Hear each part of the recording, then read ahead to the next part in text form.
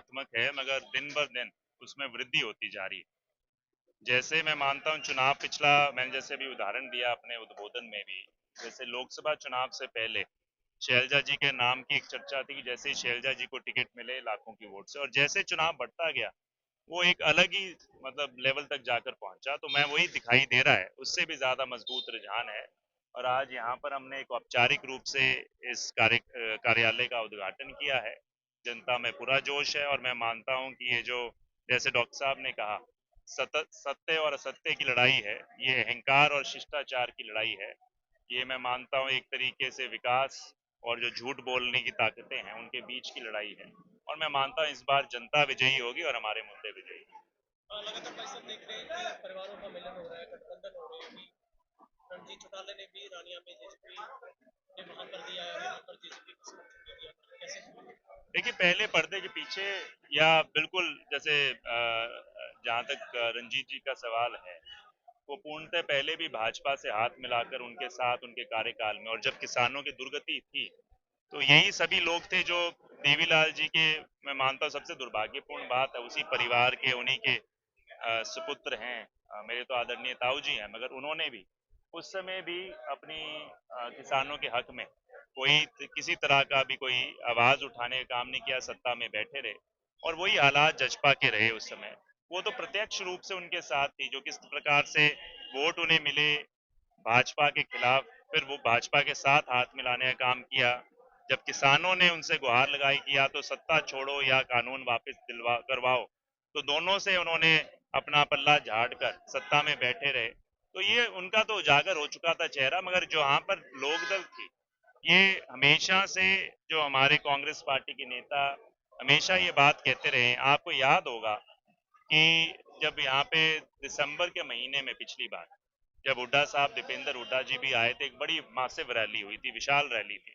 उसमें ये भविष्यवाणी कर कर चले गए थे कि जो जजपा के और भाजपा के बीच में अभी आने वाले समय में जो ये गठबंधन ठगबंधन था, उसको भी तोड़ने का एक समझौता हो लिया, कि ताकि आने वाले समय में किस तरीके से कांग्रेस के वोटों का विभाजन करने का प्रयास किया जाए।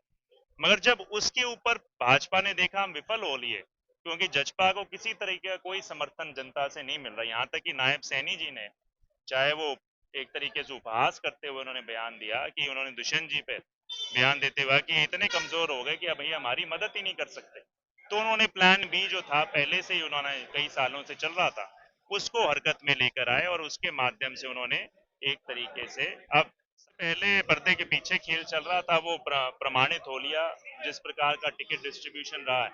और जो लोग, इवन किसान वर्ग जो है, इस बात के लिए पूरा, मैं मानता हूं उनमें एक पूरा गुस्सा है कि जिस पार्टी के लिए हमने इलाहाबाद बाई इलेक्शन में भी पूरा तरीके से समर्थन देके वहां जितवाने का काम किया, आज वही लोग जिन ताकतों के खिलाफ हमारी लड़ाई थी उन्हीं के साथ हाथ मिलाए बैठे हैं। तो मैं मानता हूँ सभी जनता के सामने उजागर हो चुका है। और अब जनता का विश्वास, मैं मानता हूँ सारे घटनाक्रम के बाद पूर्णतः अब कांग्रेस पार्टी एक ऐसी पार्टी है।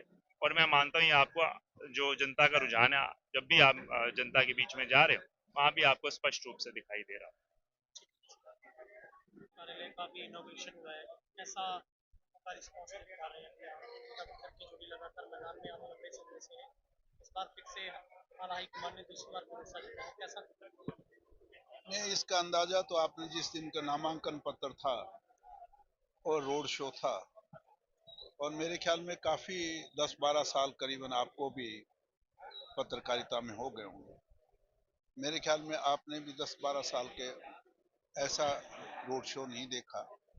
और जिस तरीके से उसी दिन लोगों ने यह फैसला कर दिया कि ये जो मौजूदा सरकार है, और ये एक पार्टी की नहीं है, कई पार्टियों की सरकार है, चाहे वो बीजेपी है, चाहे वो जजपा है, चाहे आईएनएलडी है, ये सब लोग मिले हुए हैं, अंदर खाने मिले हुए, कभी पर्दे के आगे कभी पर्दे के पीछे। और इनकी तीनों पार्टियों की जो सब मिली जुली ये सरकार थी, उसको लोगों ने बेनकाब करके और इसको चलता करने का फैसला कर दिया है। और आज भी इस कार्यालय के छोटे से उद्घाटन पे हमने कल शाम को फैसला किया है, और उसमें आप 2 शाम को फैसला किया, सुबह हमने फोन किए, उससे आप देख सकते हैं आदाद कम से कम हजारों की तादाद में लोग यहाँ पहुंचे।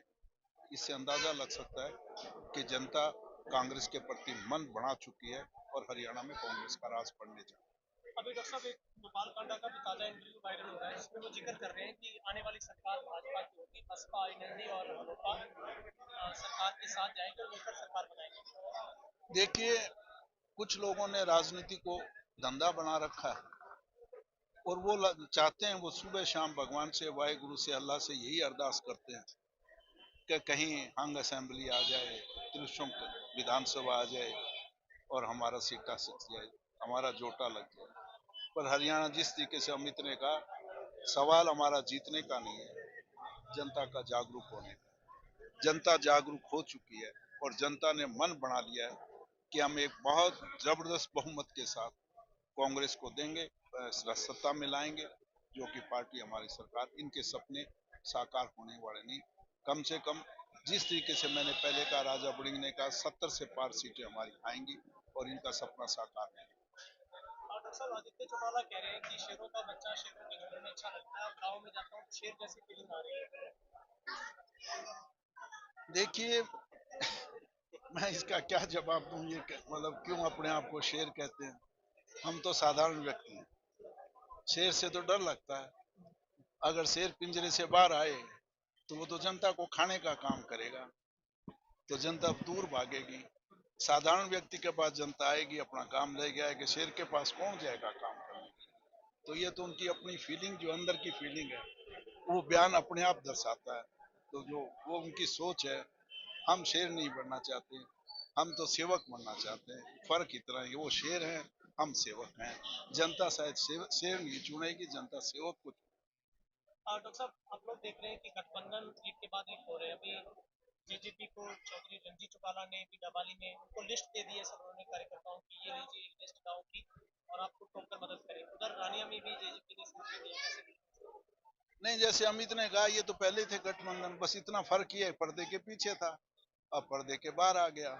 और जहां तक मेरे बड़े भाई आदरणीय चौधरी रणजीत सिंह जी का सवाल है, उन्होंने तो हमेशा कांग्रेस में रहते हुए भी मेरी बहुत बड़ी सेवा की है उन्होंने। तो वो जनता को पता है कि अभी किस तरीके से कांग्रेस में रहकर कांग्रेस की कब्र खोदने का काम करते थे। तो कोई नई बात नहीं है। इस बार चलो खुल के कर लिया, पहले पर्दे के पीछे करता था, फर्क इतना ही, और कोई फर्क नहीं।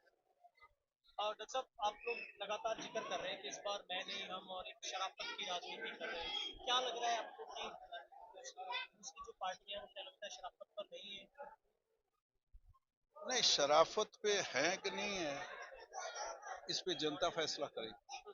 जनता को पता है, थोड़ा सा जनता के बीच में जब इनका राज था, उसके जो कार्य प्रणाली थी, उसे पूछ के देखो ना। और यही सोच के मैं आया था यहाँ।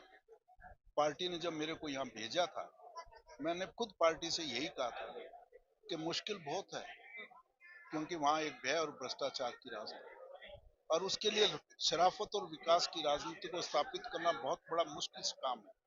पर मैंने उनसे निवेदन ये कहा था कि आप मुझे टिकट देते जाइएगा, टिकट से वंचित मत करना, और मैं प्रयास करूंगा, मुझे लंबा टाइम लगेगा। और वो आज आपके सामने जनता ने मन बनाया ना, तो इतने बड़े परिवार के सामने, एक मैं तो साधारण सा व्यक्ति था, और उन्होंने सिर्फ मेरे को इसीलिए वोट दिया, पार्टी को भी वोट दिया कि ये यहाँ पे शराफत और विकास की राजनीति, और एक काम शुरू किया, धीरे धीरे धीरे करके 74,000 वोटों तक पहुंचाने का काम किया।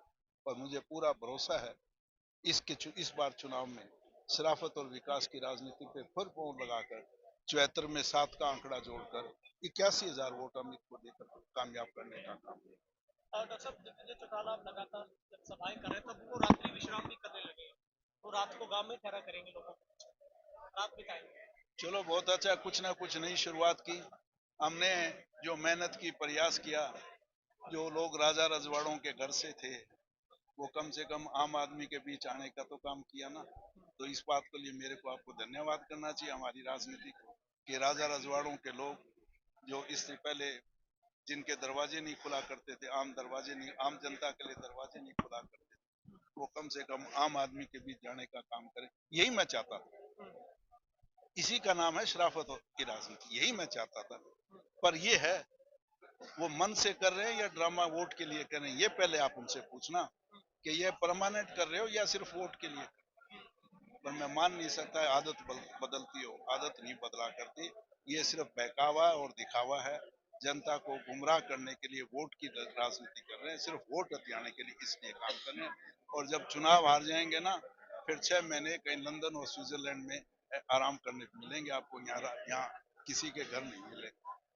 और डॉक्टर साहब अभी बहुत कम समय बचा है, कितने आश्वस्त हैं आप इस बार जीत को लेकर? आप लोग भी जिक्र कर रहे हैं कि इस बार एक टिकट से दो मंत्री मिलने वाले हैं डबल इलेक्शन, मगर जेजेपी कह रही है कि पिता पुत्र की जोड़ी कभी मैदान में नहीं उतरी, वो तो ससुराल में बैठे। देखिए, मैं इस तरह के कोई मर्यादित भाषा इस्तेमाल करने में, मैंने कभी भी, मेरा और अमित का ऐसा बयान आपने नहीं सुना। हमने मर्यादा में, और मैंने भी इसको संस्कार देने, वो उनके संस्कार बोलते होंगे, उनके मर्यादा में उसने करी। जहां तक, क्या दूसरा क्या था सवाल?